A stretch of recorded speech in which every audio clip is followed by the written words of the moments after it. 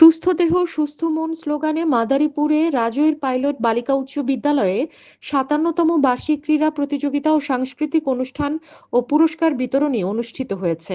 অনুষ্ঠানের শুরুতে পবিত্র কোরআন থেকে তেলাওয়াত ও জাতীয় সঙ্গীতের তালে তালে জাতীয় পতাকা ও ক্রীড়া পতাকা উত্তোলন, বেলুন ফেস্টুন উড্ডয়ন, শ্বেত কপোত মুক্তি এবং শিক্ষার্থীদের শপথ বাক্য পাঠ করার পর মশাল পরিক্রমার মাধ্যমে অনুষ্ঠানের শুভ সূচনা করা হয়।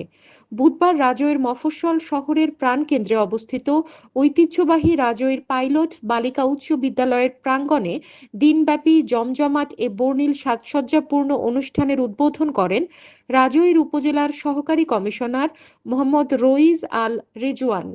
এ সময় উপস্থিত ছিলেন রাজৈরের কৃষি officer Shashwati Chhanda Debnath, officer in charge Mohammad Masud Khan, মাধ্যমিক শিক্ষা officer Mohammad Ashrafuzzaman, academy supervisor Noni Gopal Ghosh, বিদ্যালয়ের ভারপ্রাপ্ত প্রধান শিক্ষক রাধা রানী কুণ্ডু, বিদ্যালয়ের অভিভাবক সদস্য মোহাম্মদ মানিক মিয়া মানকু, সুজন হোসেন রিফাত সহ আরও অনেকে।